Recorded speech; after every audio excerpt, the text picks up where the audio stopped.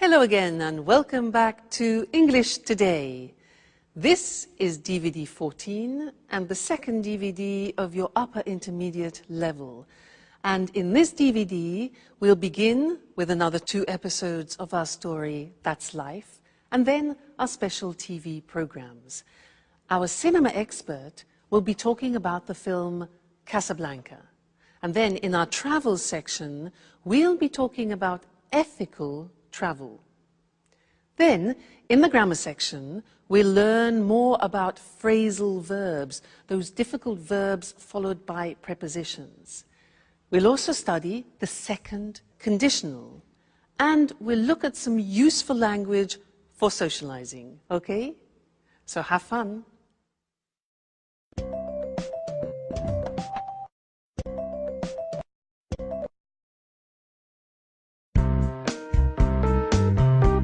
Really? Peter was going to punch Jack? That's right. But luckily I arrived in time. I'm glad I decided to check up on them. Wow. What happened next? Well, Jack and I left, and I think Peter and Sharon carried on with their argument. Wow. Oh, it's a shame I wasn't there. But you knew about Jack and Sharon, didn't you? Well, yes. I found out by chance. I came across a photo of them together while I was cleaning one day. Wow. What an incredible story. Could you stop saying wow? This isn't a film. If it were a film, there would be a happy ending. Well, to tell you the truth, I think this is more exciting than The Bold and the Beautiful. What's going to happen now? I have no idea. If Sharon doesn't go to Japan, I think she and Jack will probably get back together. And how are you getting on? If I were you, I would forget Jack. Oh, don't worry about me. I'll get over him. Good girl. If I were you, I would look after myself. There are other fish in the sea, and you are such a great catch. Thank you, Alice. But to tell you the truth, I'm looking forward to not having a man in my life for a while. Don't say that. I know you're hurt, but what would you do if you met a nice, handsome young man who, by the way, loved cleaning as much as you do? Well, if he loved cleaning as much as I do, I wouldn't let him go. But, you know, men like that are pretty rare.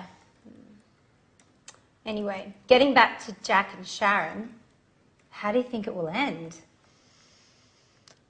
Don't worry about that. I'll send you a letter with all the details. And I'm going to miss you, you know. Me too. But I'm happy that you're going to work with your father. It's great that he wants you to come up with the stories for his films. It's what you really wanted, after all. It's true. It's been such a long time since I got on so well with him. And of course, I can't wait to get on with the new film. I'm so excited about it all. Another star in the family. Miss Dubois conquers Hollywood. Actors and actresses doing their best to impress her. No one can keep up with her. Especially because Mars is in line with Scorpio. And what are you going to do now, Anne? Well, the first thing I'll do is look for a new flatmate so I can carry on living in this apartment. You know how expensive it is. If I had the money, I would live here on my own. But you're not alone. There's Jack. And how long do you think he'll stay here? As soon as Peter leaves, he'll only be looking after Sharon and her apartment.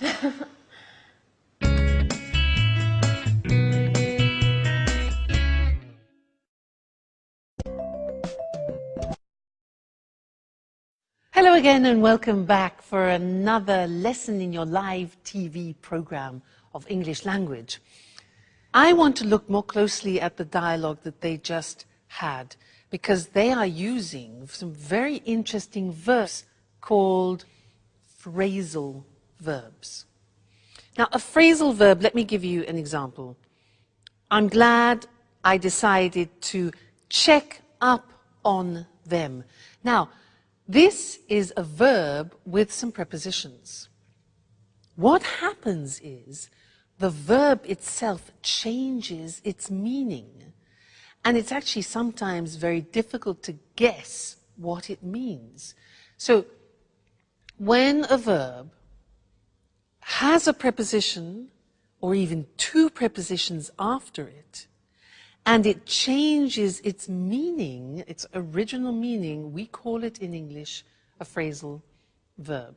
So what I want to do with you now is to use the board and also the examples that there were in the dialogue, and we'll see that there are two groups. In fact, the screen will be divided into two groups.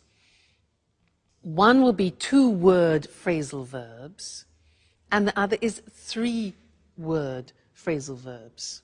Let me explain a little bit better. For example, Anne said, the example before, I'm glad I decided to check up on them. You see that? To check up